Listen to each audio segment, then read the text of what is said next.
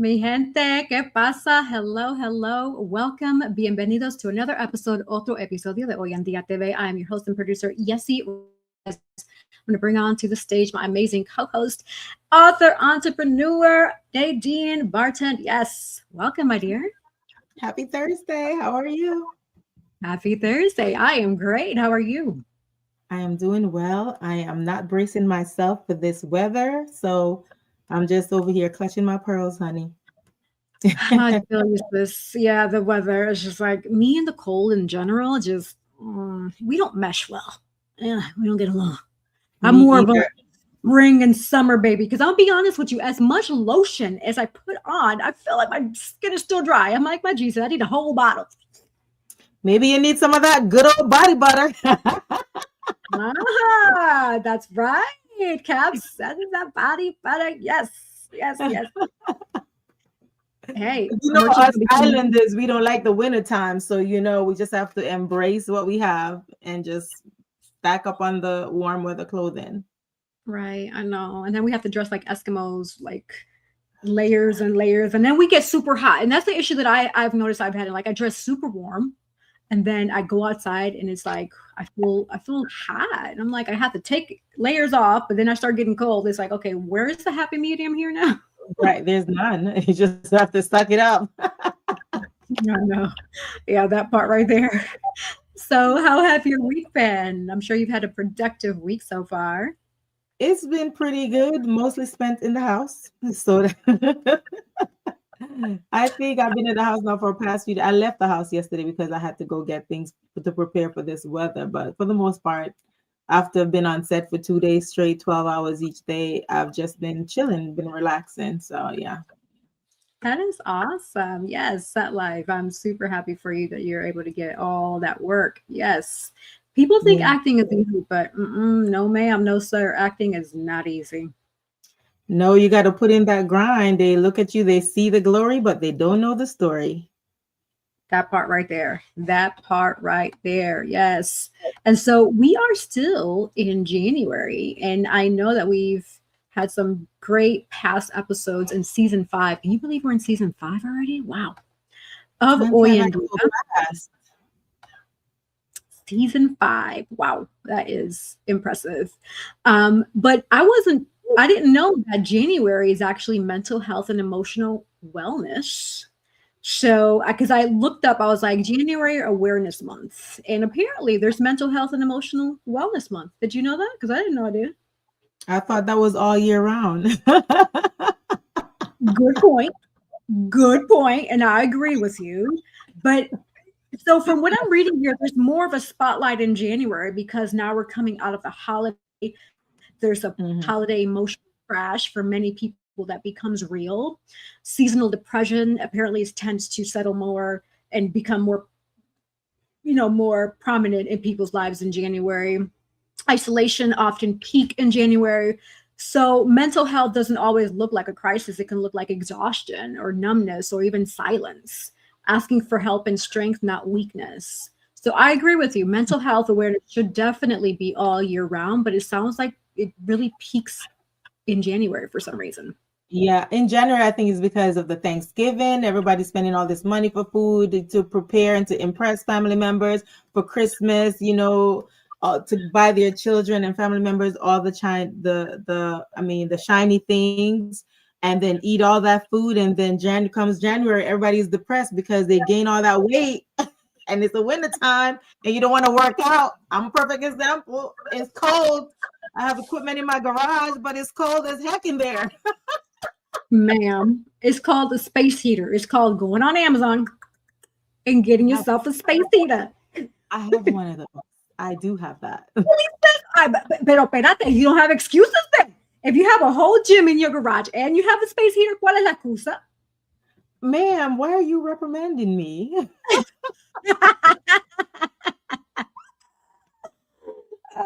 No. You know what? You're right. I apologize. I will get back on the bandwagon. What'd you say, sis?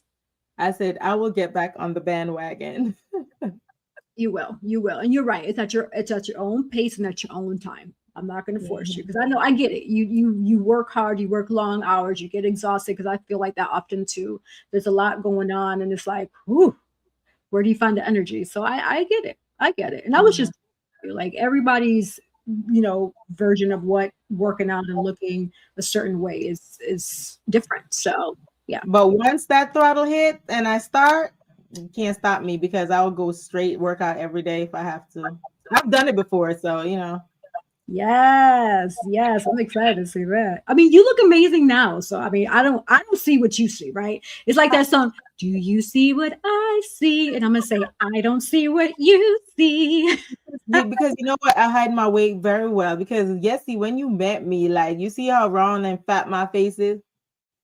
Listen, my weight go right into my face whenever I start gaining weight. So you will see it here first. Okay. I'll be honest, like I said, I don't see what you see. Oh, you're funny, sis. Okay.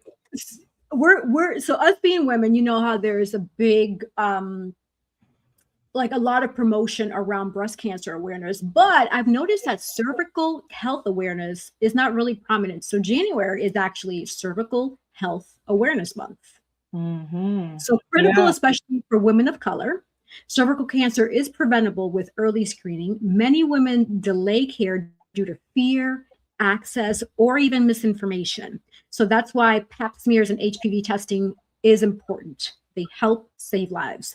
And advocacy for your body is truly an empowerment. So ask yourself, when was the last time you had your checkup? And what barriers keep women from prioritizing health? So I know you and I, Nadine, just talked about a couple of barriers where it'd be like, we have a lot going on, we're overworking, we're tired, we're exhausted, we're like, oh, we're going to push it. But we definitely have to make time for us, right? Exactly. And then too, with that, like, fibroids is like one of the biggest ones too, because especially around that time of the month, I know a lot of people who has that. I mean, I know I had fibroids before, and I the last time I got checked, it was like really, really tiny. But what I started doing my research on doing more herbalistic stuff, and like soursop tea, that help with your gut. So if you drink the soursop leaf tea, there's so many different herbal things you could drink and to help with that. Yes, and I definitely advocate for natural herbs and teas, and Nadine does too, and so does Cece, right? Because we understand that these are the herbs and just the products that God created naturally here on earth for us to consume. We just have to know how to consume them. So natural is the way. I love that. Right. I remember this. I saw this video on Instagram, and I believe the guy was Jamaican too, and he's cured from cancer. And the thing that he said he took was baking soda, soursop leaves, and there was another ingredient. And he said he had cancer, and he beat it with drinking that every single day. That's impressive. That is impressive. I heard that I came across I want to say it was Instagram or TikTok video. Someone shared filling your tub with warm or close to hot water, depending on how hot your body can tolerate, and putting hydrogen peroxide, and pouring it in, and it's sitting your feet there for at least 15 to 20 minutes. And apparently it helps cleanse the body. I'm gonna have to do that. See if that's. Wait, I did that last week. I think I told my sister about that because I saw that video too. You don't have to do it in the bathtub. I mean, I do have a foot basin that you plug in, one of those things that you do when you want to do your own pedicure at home. So I did fill it up with, it wasn't really hot because I didn't want to burn my skin, but it was warm enough. And you pour the apple cider vinegar and the peroxide in there and soak your feet for 20 minutes. And it deep, because a lot of things are on the bottom of your feet, like just like you're sick and you want to get healed, and you put that Vicks under there and put your socks on, and it will go right into your bloodstream. So that apple cider vinegar and the peroxide, it detoxes your body, and it will like take those toxins and that metal out of your body. So I've done it, and I guess it's good to do it like once or twice a month or whatever the case is. I'm definitely going to do it again because I felt better afterwards. That is so cool, because I was just going to ask you what were your results, but it sounds like it definitely worked for you. I know I would like to do it. So yeah, you're definitely going to motivate me to do that right when we log off here. I'll be like, ooh, let me fill up my bathtub a little bit. And apple cider Right. vinegar, hydrogen peroxide. Let's test this Yeah. out. Yeah. I believe it was like 2 cups of the peroxide and then 1 part apple cider vinegar. I believe. If I find the video, but either way, if you can measure it evenly and spread it out with some water, then you should be fine. That is awesome. Well, mi gente, as you can see, we're sharing some great remedies with you. So please take these into consideration. Your health, your mental health, your body health, all of it is important, right? Because you have people that need you. Regardless of how you feel, I get it. Sometimes it can get tough, but it's mind over matter, and you got this. Lo puedes hacer, lo puedes lograr. So keep pushing. I know it's not easy. And here's another thing. If you start looking up more of those things instead of just the crazy fights and stuff on social media, not that everybody does that, you start looking up more of those herbalistic things, and those will come into your algorithm, and you will start getting and seeing more of those things and get different insights for different things from different people. So I've been doing that a lot, and I've been getting that's just filling up my algorithm with things that I see. That's really helpful. That's good to know. Absolutely. You know what? Now that you mention it, I have picked up on the algorithm changes based on what I'm viewing, and it kind of like pushes more of the similar content. So yeah, that's good to bring up. And because we talk about it, when you get off, I bet you if you go on social media, you're going to see that video pop up. That's because our phone's been listening to us. I mean, hey, the way things are going nowadays, I don't know what kind of privacy we got, but it is what it is at this point, right? Right. But yes, we have a special guest patiently waiting behind the scenes. And Nadine, are you able to read us her bio and introduce our special guest for us? I do. Absolutely.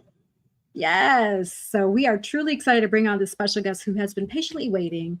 And I'm excited to get to know her more. So, yes. All right. So here we go. So, ladies and gentlemen, please welcome a woman whose journey embodies resilience, reinvention, and radiant purpose. Born in Savannah, Georgia, she began her career gracing runways and magazine spreads, working with designers and brand screen on Project Runway and beyond. But when her battle with sickle cell disease threatened to end not only her career, but her life, she faced that moment with extraordinary courage. In 2012, she made medical history as the first woman in the world cured of sickle cell disease through Stride-HCT Bone Marrow Transplant trial.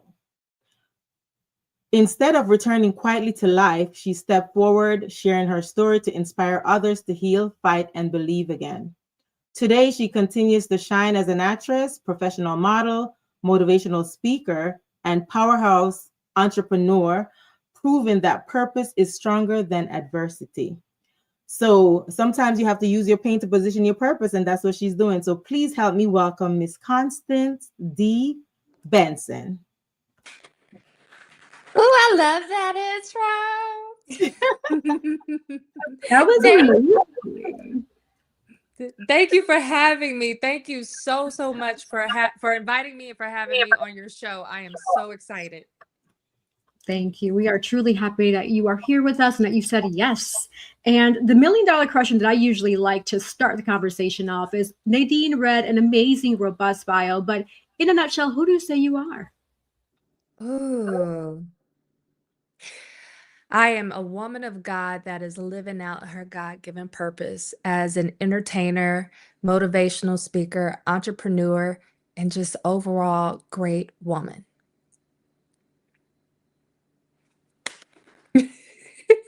I love that. Yes, yes, yes. Nadine, I usually start with the questions, so I'm going to give you the spotlight so you can start with the questions. Okay, all right, I will. All right, I have a few questions, so let me start. I know you asked her first question.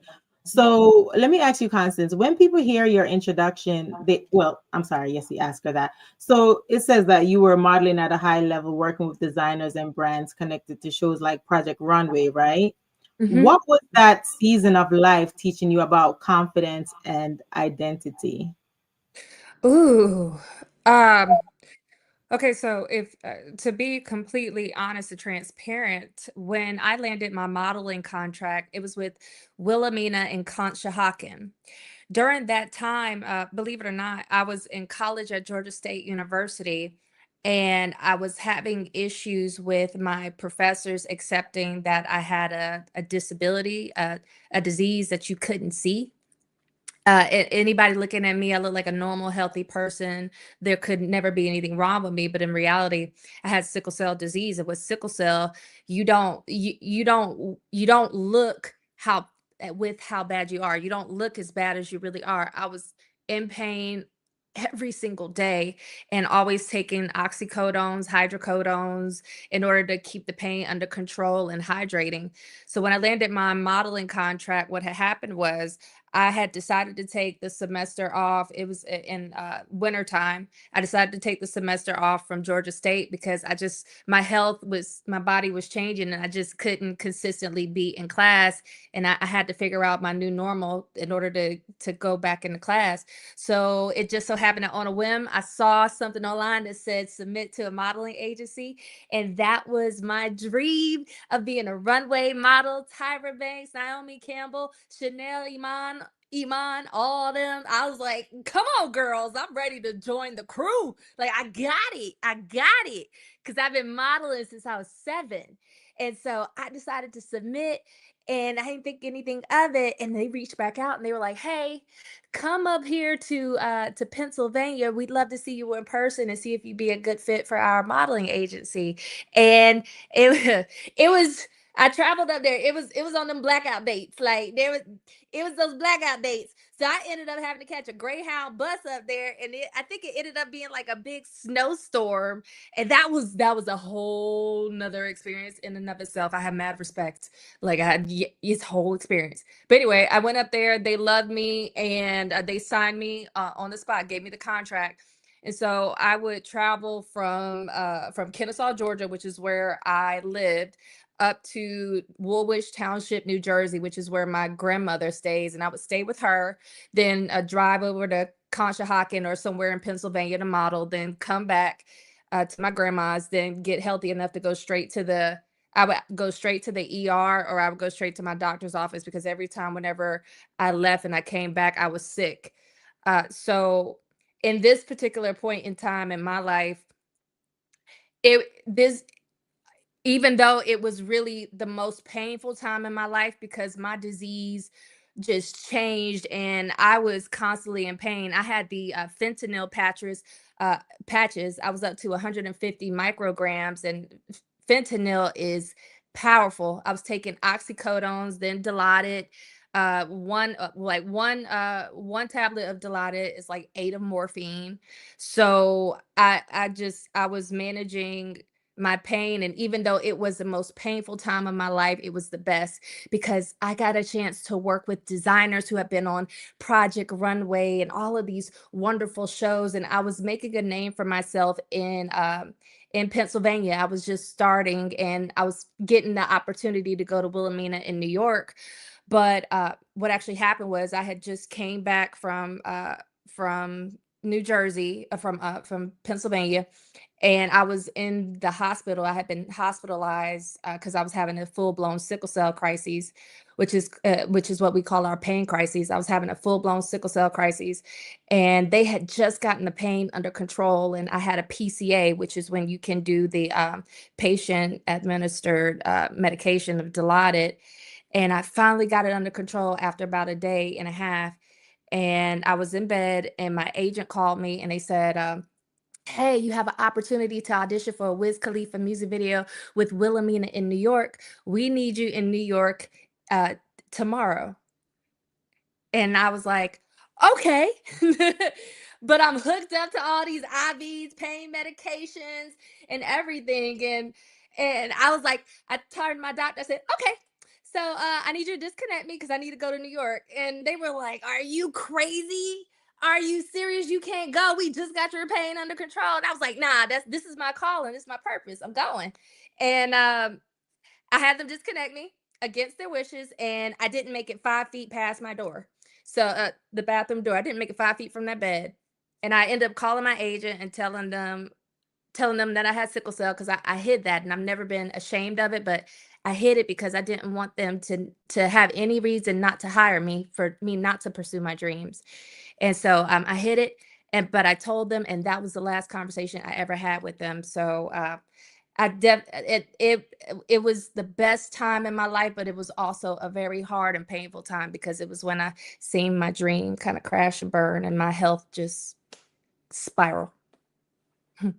Oh, wow. That is.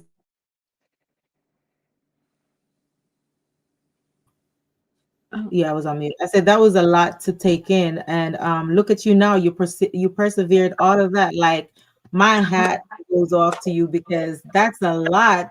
And how old were you when that happened? I think I was somewhere in between 20. I think it was around like 24. I think I was around 24 because I had my bone marrow transplant when I was 25. And because I spent I spent my 25th birthday in the hospital. Girl, you look 24. Thank you. I won't say my age. I'm not ashamed, but I do look age like wine, and I drink a lot of water like Gabrielle Union. We got a little baby fresh. Come on, Holly Berry, Gabrielle, all them queens. Get my Korean Right. skincare on. I want to look like a baby when I'm 90.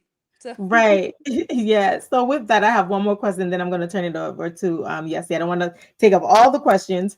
So becoming the first woman in the world cured of sickle cell disease, right, through the Stride-HCT Bone Marrow the transplant trial, that is extraordinary. What did that moment mean spiritually, emotionally, and mentally to you?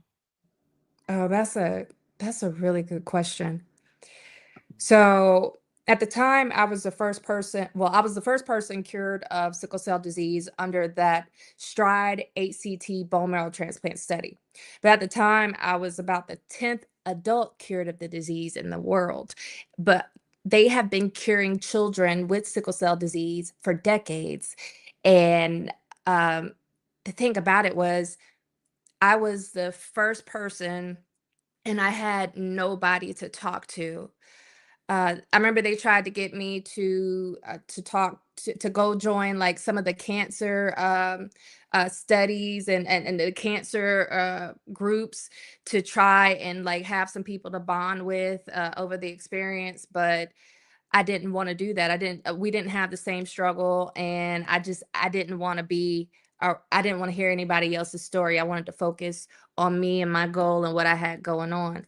So it was very the entire process was very it was very trying, and it developed a strength in me that I did not know that I had. And it really, really helped me with my relationship with God, because when you're stepping out on faith and you're doing something and you have no idea if it's even going to work. I'm the guinea pig. We don't is this is all a test. It could work or it could not work. So what it did for me was it helped me get into my zone and develop laser focus. And I saw who my real friends were, who my real family members were. The people when you're down and you can't do anything for yourself, and you look up and you see the people that come to you that want to be next to you and support you, encourage you, you have a different outlook on things, and you appreciate those relationships a lot more, because there were people who I thought that would be there that weren't. So it taught me a strength. It gave me a strength that I never had, and it really strengthened my relationship with my family, with my little sister, who was my donor. She was 100% match, 10 out of 10 on the genetic markers. It was nothing but God, how everything aligned and worked. It made me closer with my brother, because he was actually the one that convinced me to really give this bone marrow transplant study a shot. Because it was a shot in the dark, there were no guarantees whether I would live or die. I was already dying with sickle cell. So it was like, which chip pick your heart. You want to give this a shot and potentially live, or do you want to go out? Because I would have been dead years ago. So it gave me a strength that I like to say that helps me identify things in other people and be able to impart strength into them when they're going through challenges and health and something that's not in their control. It was everything for me. Wow, that's amazing. They said sometimes when you want to see who your friends are, just go through something and you will see who your village, who will show up for you. Is so true. And the thing is, it's also like, it's so overwhelming, and it can be sad because some of the people that you thought would be there, the ones that were all in your face when you were healthy and, girl, let's do this, let's do that. When you blow up, girl, we gonna be like this, we gonna be like that. Then when you sick and you down and they're nowhere to be found, you weren't really my friend. You weren't really there for me. You were there for whatever it was that you thought I had, the opportunities. You weren't there for me. So it was very eye-opening, and I wouldn't wish what I went through. I wouldn't wish that on anybody because it was a whole nother level of just everything. But if I had to do it all over again, I would. Yeah, because it's definitely a part of you and it's a part of your story. Just like how I told Yessie earlier that, people, they see they see the glory, but they don't know your story, and people that some of them, they just want to ride your coattail, but they don't know the stuff you have to go through to get where you're at today. They don't know, like, they don't know those, they don't know all of the hours that I spent in modeling class, all of the times when I would sit in the mall and pose like a mannequin, and the thing where I would go runway, where I'd fall and bust my tail. They didn't see me working out every single day, changing my diet, trying to cut weight so I could fit the right measurements. A lot of people don't see that. They'll see the photo shoots and they see all the glamour. They see the end result, but they don't realize that I put in so much work. You put in so much work to get there. So when people say, "Oh, that person's an overnight success," or look at that, like how they pop up, baby, that overnight success was decades in the making. You don't know how many tears I cried, how much I fell on my face, how much I was discouraged. You have no idea what I overcame. But if I make it look easy for you, thank you. I make it look easy for you. But baby girl, I can promise you it came with a price tag. Yeah, definitely. That's very powerful. Thank you so much, Constance. Now I'll take it over to Yessie so she could ask her question. Okay. Wow. Yes, I felt that. Thank you for sharing that. And you know what's really truly amazing is throughout all of it, you still were dedicated to pursue your career and your dream, regardless of how sick your body was or your body telling you to no. It's like that song, my mind's telling me no, but my body But my body. your body is telling me, yeah, right. You know what it's like? In this case, your body was telling you no, but your mind was telling you yes, right? And so I say that to say this, a lot of people that I talk to and I hear, they want to get into this industry, but they don't realize that it is going to require you to travel to different parts of the country or for you to invest. Like you said, you took that Greyhound, it was blizzards and snow, but you still pushed through. You didn't let that use as an excuse. You didn't let that stop you. And you were battling an illness. Like, that is impressive. And I'm like, wow. Yes, everything that you have, you deserve it because you worked hard and God is blessing you with all of it. You're not the one, and I can tell those excuses, and I'm truly honored that you are sharing your story with us. So thank you, Nadine, again for bringing on Constance, because this is inspiration, right? A lot of people have excuses. They want to do this, they want to do that, but when it's time to put the work, time to put the grind, where are they? They don't want to do it. Exactly. A perfect example before I forget, because when she mentioned, something just clicked in my head. When she mentioned that they called her, she was in the hospital and they called her and you said, "I'll be there." I remember a situation last year. I was actually in the ER. I was at the hospital and then Tyler Perry called me to play a cop. I forgot what. I don't remember if that was Zatima or it wasn't Sisters, I know, but it was another production. They called me to be a cop and I was laid up in the hospital and they said, yeah, they need me on set the next day. I was like, okay, yeah. But then I called her back. I said, I'm getting discharged, but I'll be there tomorrow. And she said, no, sweetie, get your rest. Because I thought about it. I didn't want to keep it from her. I said, I'm gonna be discharged at the end of the day, but I will be there tomorrow. And she was like, no, get your rest. But I remember that when you said that. Yeah. You know what? It's okay because that means that opportunity was going to be too small and you were due for a bigger opportunity. So it's okay. It's okay. Your comeback is coming. It's coming back around. Yeah, absolutely. I Absolutely. receive that. Thank you. And with that, we're actually going to go on a quick sponsor break. So don't go anywhere. We will be right back. Okay. At Cab Zenza, we believe beauty is a ritual, not just a routine. Rooted in intention and inspired by nature, our skincare is crafted to nourish more than just the skin. It nourishes the spirit. Every jar is made with purpose. Because when you flourish inside, it shows on the outside. Cab Zenza's isn't skincare, soul care. From the moment that I put this Cab Zenza on my skin, it feels most amazing.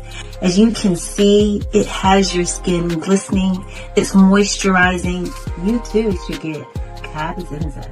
Luxurious. A bold builder of people, purpose, and platforms, Girls with Gigs helps high performers and those desiring to achieve more shift mindsets and activate purpose. Whether it's career or leadership development, personal branding, or knowing your worth. In the job market, transformation has never been closer because this is where purpose meets action and dreams become destiny. Book your free consultation today at www.girlswithgigs.com. All right. So as we know, winter is upon us for many. I don't know across the world, but for many. So don't walk around with dry, ashy, white skin, right? Mm-hmm.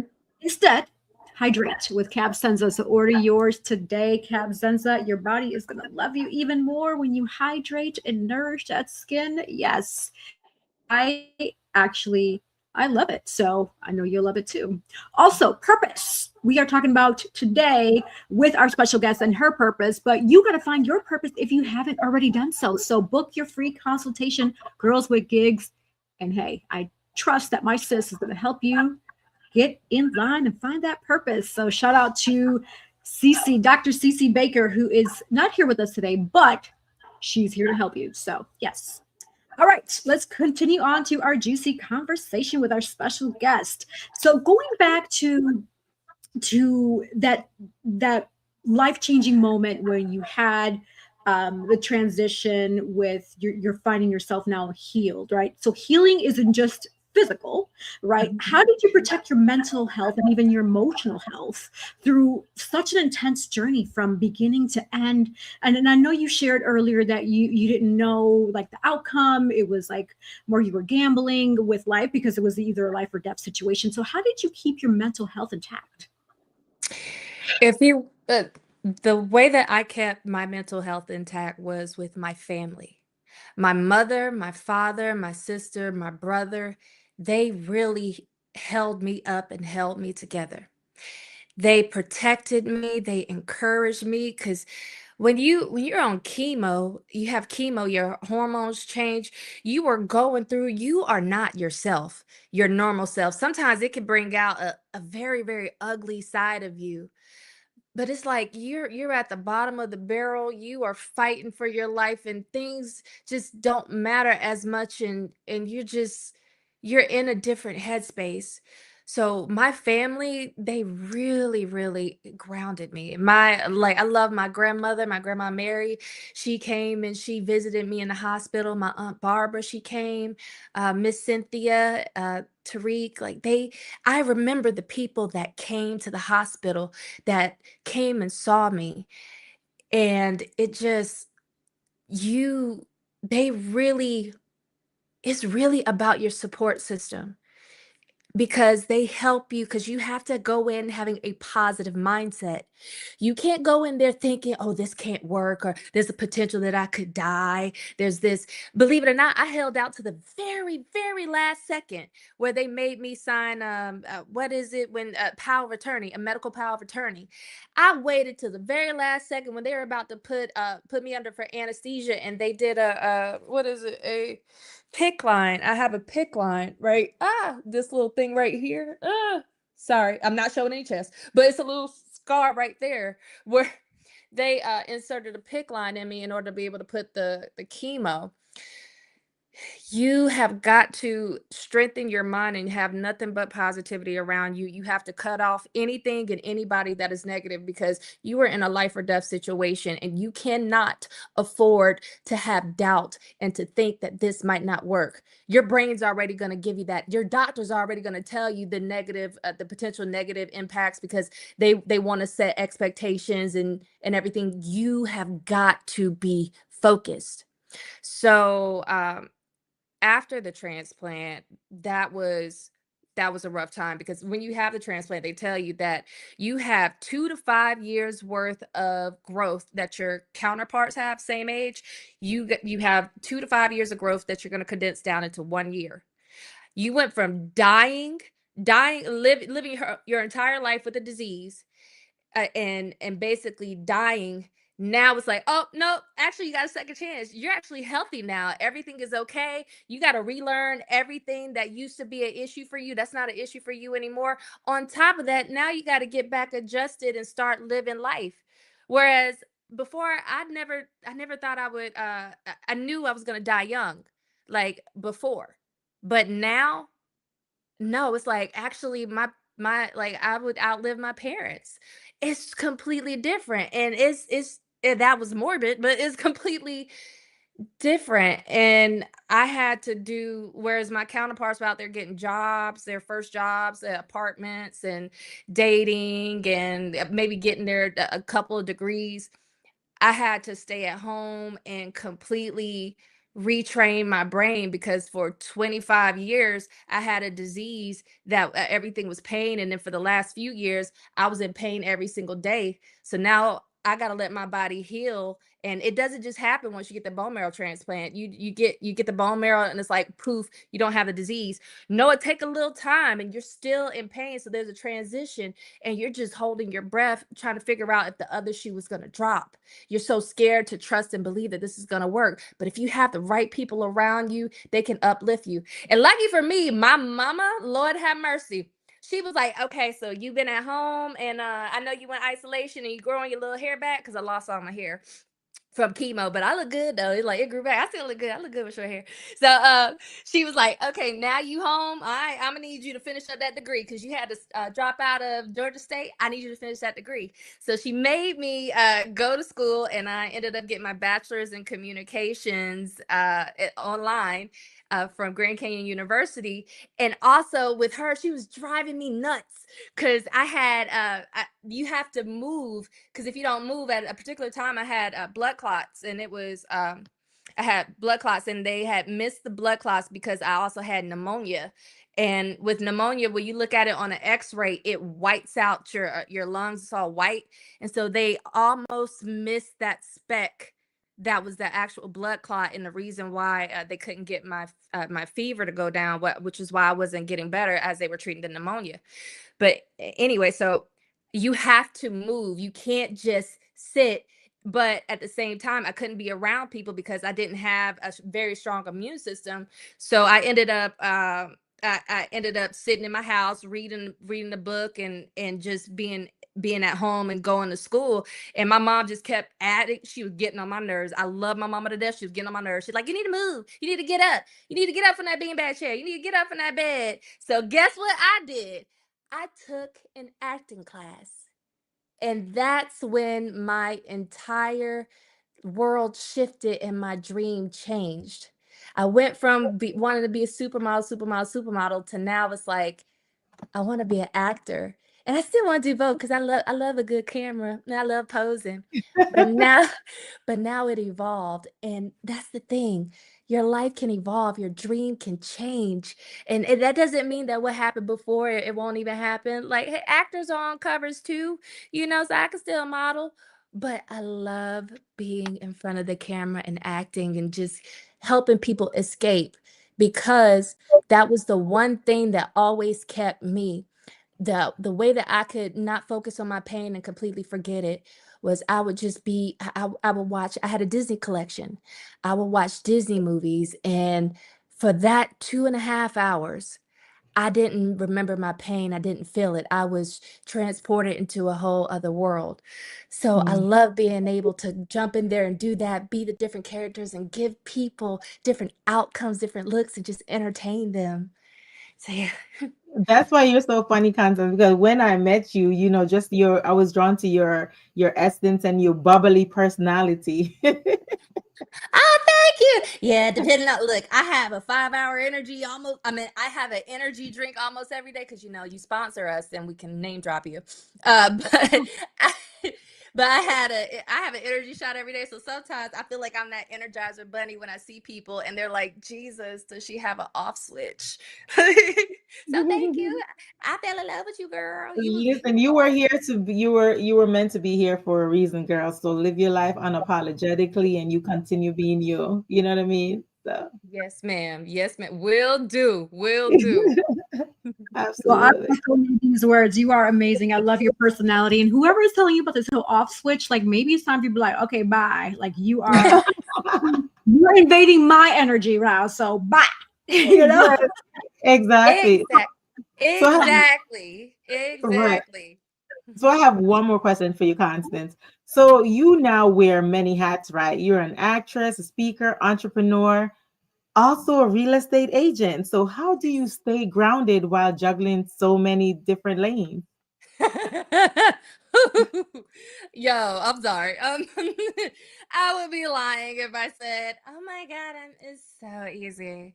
Like I just do it all and it's nothing, I would be lying if I said that. Okay. There are some days where it's just like my God. My God. Like I don't even know how I'm doing it. But at the end of the day, it's there's an internal drive that I have and I want to get it. I want to do it. These are things that I want to accomplish.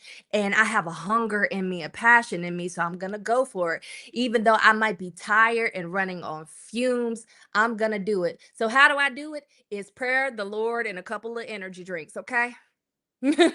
That's how I do it. Well said. I love that. Yeah. Constance, the question I have for you, we're going to take it back. We're going to take it when you were growing up, because several times I've heard you shared before you got to transplant, you dealt with your illness, with your disease for 25 years.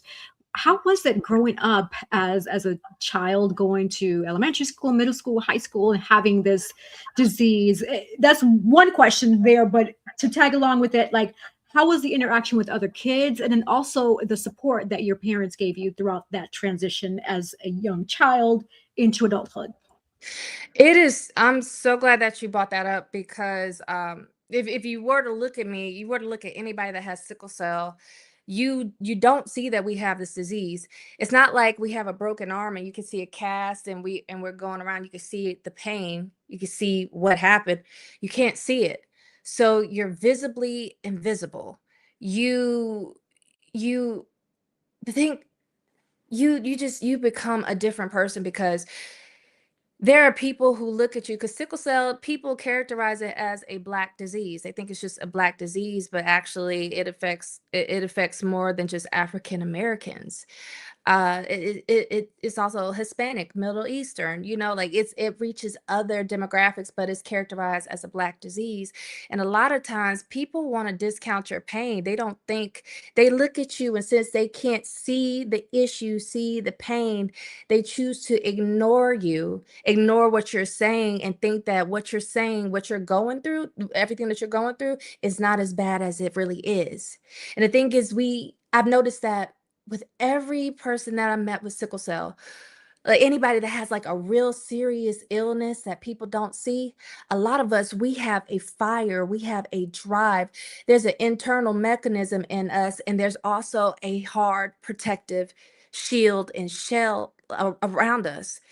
We're fragile, but we have a shield, and we have to go into rooms and places where people will not recognize what we have. So for me growing up, I always had like I never hid the fact that I had sickle cell. It wasn't the only time I ever did that was my modeling contract because I didn't want them to say that I wasn't qualified. I was going to go and do it no matter what. And I never hid the fact that I had sickle cell disease. I told all my friends, everybody knew. So everybody knew. And the thing is, both of my parents are nurses.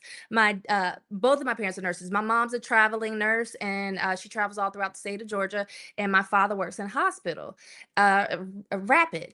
Like they're educated in the disease and in the medical field. And so what they did with me at a young age was they taught me how to manage my body, manage my health, take my medication, stay on track with everything. So I really, really, really credit my parents for giving me the foundation and teaching me how to be independent and take care of myself. But I always had them as my fallback. Anything happened, they had me.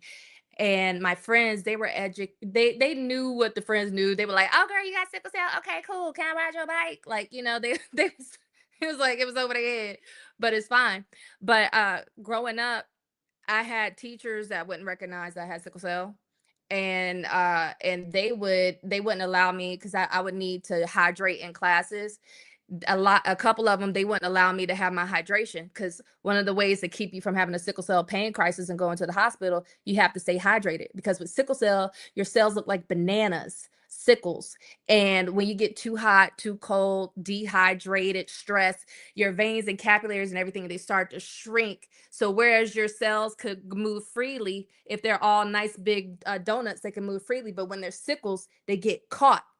They get caught, and that's where the pain starts. So you have to have a hydration, constant hydration. And I would have teachers deny me hydration. I would have teachers not let me go to the restroom, because I had so much Gatorade, so much of the another energy drink, another drink with electrolytes. I also had I would have water, but I had a special set of rules and routines, and some people didn't want to recognize it because they looked at me and I looked like a normal little kid, because I never looked like I had a disability. I was out in field day. I would do everything I could. As a matter of fact, I was a tomboy, so I was catching crawfish, frogs, lightning bugs, like all that stuff, like building forts, jumping out of trees, climbing up trees, getting stuck, catching a little squirrel, showing it to my mom, only for her to scream and wake up the squirrel, and and she'd freak out, and then have the rabies talk with me afterwards. Like, I know, right? Like, come on. But the rabies talk had me scared. It's something about a mama when she tell you something, like, just it'll scar you. But it's crazy. And then when I got to high school, I was bullied in high school by a girl who used to be she was almost like my best friend. Her and a couple other girls, because we all used to hang out in middle school, and come high school, she turned into the worst enemy. So then I started having to deal with not only my disease and managing my symptoms, and I also had to deal with the stress of being mentally and emotionally just attacked. And you're ugly, you think you the ish, you so skinny, you stuff your bra. If I stuffed my bra, it would have been a bigger cup. And I like Dolly Parton can look good like that. I did this frame, it didn't look right. It don't look right like that. But I had all this, and then in my senior year, they started, like, they set up to physically attack me. And so I was physically ran into from behind by the girl's muscle, like the bully's muscle, the ringleader. She had her running to me from behind. And the thing was, throughout the entire high school year, we had the admin, we told them everything, the principal, we had so many sit downs. It got to the point where they were like, "Oh, we can't do a group of girls, but how about we just follow you around and just protect you?" And then in my freshman year, it went from being I'm protected, then it's like I'm a prisoner by my senior year. So it was, I went through hell. I'm sorry, but I went through hell, but I came out on the other side, and it really it hits your confidence, and you're not thinking that you're pretty. And And like you have to build yourself up so much more. But thank God I made it on the other side. It's like, yes, I'm pretty, I'm good, beautiful inside and out, and there's nothing wrong. There's so much beauty out here, and every girl should be celebrated for who she is. You shouldn't attack another person. But I had to go through a lot, and I defended myself in my senior year. And let's be honest, I fought her and I won. So I don't like a bully. I fought her and I won. The ringleader, not the muscle. And it all that stuff shut down. Go for the head. If you ever gone for somebody, go for the head. All right. But anyway. Kids are so cruel. Oh my God. I'm sorry you had to go through that. I mean, I was bullying in high school too, but they know not to mess with me. Yeah, oh yeah. Like my nickname was Layla Ali. There was a coach that said, I ain't never seen nobody get their butt whipped like that. Talk about the other little girl. So let's just say I had a reputation like thou shalt not try me. Okay. Like You kind of favor Layla Ali too. hey, look, ding ding. Okay, it's not, but yeah, that was 4 years in the making. Yeah, but it was like the hardest part was that it was the adults that just they knew everything and they wouldn't do anything. They wouldn't protect me, and they made it to where it's like not only am I a victim here, but I'm a victim dealing with the administration, and they're now at this point they're denying that these things happen because it's 4 years. So now it becomes physical. Now it's a denial. Oh, we need to protect ourselves. So it was definitely a journey. But at the end of the day, with everything that I have gone through, I would do it over again. I wouldn't change anything because it gave me a strength to be able to talk to somebody who's being bullied, talk to somebody who feels like they're not pretty on the inside, who have people attacking them, talk to somebody who's in pain, who's trying to pursue their dreams on so many different levels. I could talk to people on different things and relate. And the thing is, your pain has a purpose. If you've never been through anything, nobody wants to hear you tell them how to get to the other side. You don't have any credit. You don't have a history. You don't have a track record. But when you go through something and you make it on the other side, now I have a testimony. That test became my testimony. Now I can tell you this is how I went through. It might not help you, but maybe this little tidbit of wisdom will help get you through something else. Learn something from me. Wow, that's amazing. Like that's my favorite thing to say. Like, sometimes you have to use your pain to position your purpose, honey, because look at you now. I wonder what some of those girls are saying. Look at you now. And I have one more question into that, because it also said that as being an actor, right, as acting taking on a deeper meaning for you. It says as acting taking on a deeper meaning for you now that you've lived through real life trauma and triumph. And with that, I've watched you recently on a Tyler Perry series where you play the tall, beautiful basketball player, your speaking role. How was that experience for you? Oh my God. It was phenomenal. It was 13 years in the making because I started acting right after my bone marrow transplant when I had enough of an immune system to be able to go out. And I started 13 years ago. So it was 13 years in the making. I had auditioned for him for years, trying to get something. And it's like everything shifted. And being on set, when I tell you that the entire cast and crew, they were phenomenal, so welcoming, so warm, and just it was such a wonderful experience. KJ was phenomenal. She welcomed me to the show. Crystal, Renee, she welcomed me to the show. Oh my God, I know I'm leaving out some of the heavy hitters in the cast. What's his name? DeVille. Like he was awesome. Everybody was phenomenal. But it let me know that this is where I am supposed to be. I am in my purpose. This is where I'm at. And it gave me a different feeling like, okay, this is what everything that I have gone through, everything that I have been through, it was for a reason. And I love telling stories and being able to use myself as a vessel to tell wonderful stories with a team and collaborate. So being able to join an ensemble, join a cast, because I played Terica in season 8, episode 18, a professional basketball player, being able to get on that set and be with the cast and tell this wonderful story that helps people know, just entertain them. It was phenomenal. And it made me realize this is my purpose. This is my purpose in life. This is what I'm supposed to be doing. And it just gave me a different feeling. It's achievable. It's doable. I can make it.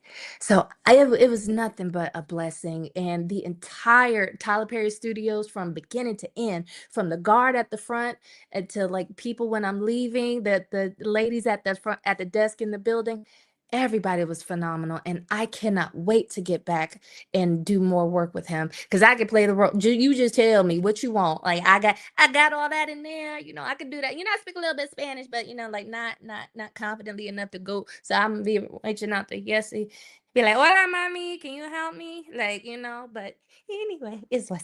Sorry, I'm gonna stop talking. I'm a little nervous. Was that season 8 or season 9? I thought that was recent. Was that 8 or 9? I thought that was season 9. Oh, season, Lord Jesus. Well, no, because they're on 10 right now. Yes, Oh, it's it was season 9. 9. Oh, thank you for correcting me. I meant season 9. Season 9, episode Season 18. 9. My bad. Yeah, season 9. I love that. Yes. Wow. You have a truly, truly remarkable story. And I'm just keep getting even more and more impressed with you as you speak, as you share just who you are. So I'm really, really grateful that we had this connection here at Hoy En Día TV. And so what I'm going to ask you is more towards a message towards others, because you share a lot of what you went through. And I thank you for being that open, but being transparent, right? So what would you say to someone watching right now, feels like their diagnosis, their circumstance, whether they're being bullied, etc., has stolen their future? What words of encouragement would you share with them? You are here for a reason. You are already a winner. You made it. If you think about it, you made it. You are already a winner. You are here for a reason. Your voice, your story, everything that you go through, it has a purpose. There is somebody out there that needs what strength, what message has been deposited in you. They need you, and they won't be able to hear it from anybody else but you. So you are here for a reason. You are here for a purpose. And I pray that you find your God-given purpose, your God-given gift, and you go for it. Yes, you will be afraid. Yes, there will be fear. Yes, there'll be times when you just feel completely out of control, and you don't know what you're doing, and you don't know what the next step is. But if you step out on faith, really step out on faith and believe God for it, He will open doors for you. A lot of times he's just waiting for us to take the first step, that leap of faith, trusting and not knowing what's on the other side, not knowing what's going to happen.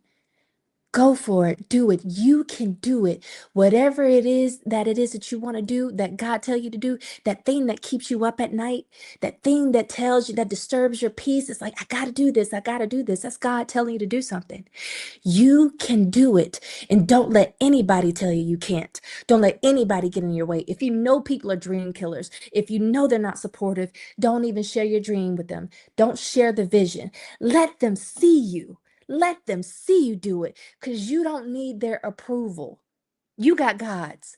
You don't need anybody's approval or permission to be who you were supposed to be. You are a winner, and you can do it. You're going to be afraid. You're going to be scared. It's normal. As long as you live, you're going to have those emotions. But you can do it. So don't you ever give up. And if ever you get to a point where you're feeling overwhelmed, one, know that it's normal. You're not a robot. You're a human. It's normal. Let yourself have those emotions. Cry it out. Get it out your system. Talk about it. Get a therapist, because therapy is phenomenal. Talk to someone. Get it out. And then let it go. Get your head back in the game and focus on your dream, because you have people out there who need the story that's in you. So do it. That's what I would say. Wow. Yes. Thank you. Thank you. Thank you. Wow. Gracias. Like, I really receive that. That's, wow. Yes. Well, this conversation is really juicy, but we are coming to an end, unfortunately. I mean, oh gosh, right. Last minute words. So this is an opportunity for you to share, if you have a favorite quote, if you have a final say, what's next for you, people can find you, follow you, etc. Anything that you want to share. So for you to get a glimpse as to how that would look, I'm going to have Nadine start. Then I'll have you, Constance, go second, and close out the show with the remaining sponsors and my last minute words. Okay? Okay. All right, guys. We come to the point where we got to close this out. So as you know, my name is Nadine Barton, Nadine the author. You can find me on here, Facebook, my first and last name, Nadine Barton, Nadean Barton. And you could also find me on Instagram, Nadia B, NADIAB _1202. And like I always say, you know, life is 10% of what happened to you and 90% of how you react to it. So perfect example, Miss Constance here, you know, she went through all those things, and then the way she reacted to everything, it brought back just, you know, positivity in her life right now. So be careful of how you treat people. And if you also like to get any of my books, you could just type in my name, Nadine Barton, on Amazon. So be kind to people, to other people. Well, my name is Constance D. Benson. I am a professional actress, model, motivational speaker, and a realtor in the state of Georgia and South Carolina. You can find me for my real estate at constancesellsrealestate.com. That's CONSTANCE, sells, SELLS, real estate, .com. But for my acting and everything else, you can follow me on all platforms, TikTok, Instagram, Facebook, at Constance D. Benson. That's CONSTAN, D for Dominique, which is my middle name. So it's a secret. It's a secret. Don't tell nobody. Benson, BENSON. Follow me on all those platforms. And y'all, do me a favor, tell the people over at Tyler Perry Studios, be like, bring her back. Just be like, I want her and all of them. So if you want to help me out, go ahead, plug and leave them comments, okay? But anyway, I hope y'all have a fantastic, wonderful, wonderful day, and know that you are here for a reason, for a purpose. You are so special. You better let your light shine, because the world has nothing but darkness around it, and it needs light. Your light needs to shine. So please shine, because we need to see you. We need your voice. Wow. Oh, yeah, and my website is, I forgot, and my website is www.constancedbenson.com. Okay, that's it. www.constancedbenson.com. Yes. Okay. Now I got it. Local heat. Yes. All right. Before I say my last minute words, we're going to do a quick sponsor break. So don't go anywhere. We will be right back. Sponsored by Collective Wear. Available at www.yessierodriguez.com/shop and myrod-enterprise.com/shop.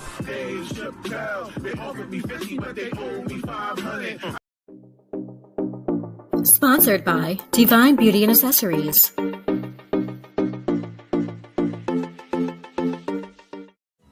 Watch Hoy En Día TV, Thursdays, 7:30 p.m. That's right. Hoy En Día TV is live Thursdays, 7:30 p.m. and catch reruns in case you missed us Sundays, 7:30 p.m. And you can listen to past episodes. Just go on my website, yessierodriguez.com. On the upper left-hand side, you're going to see a drop-down, select Hoy En Día, and voila, you're going to see all the platforms where you can hear us: Amazon, Spotify, Pandora, the Apple Music, just a bunch of them. There's like a lot of them. Grateful, thank God, right? But hey, we talk here a lot of juicy, just life in general topics. Like that's what Hoy En Día is. The niche is life. The ups, the downs, the good, the bad, the gray, the blue, the purple, the pink, the yellow, all the shades of color of life. That is what Hoy En Día is. We are here to positively motivate, enlighten, inspire, educate, and entertain you, the viewer, with each and every episode. And I thank you so much for always tuning in, being so supportive, and spreading the word of Hoy En Día.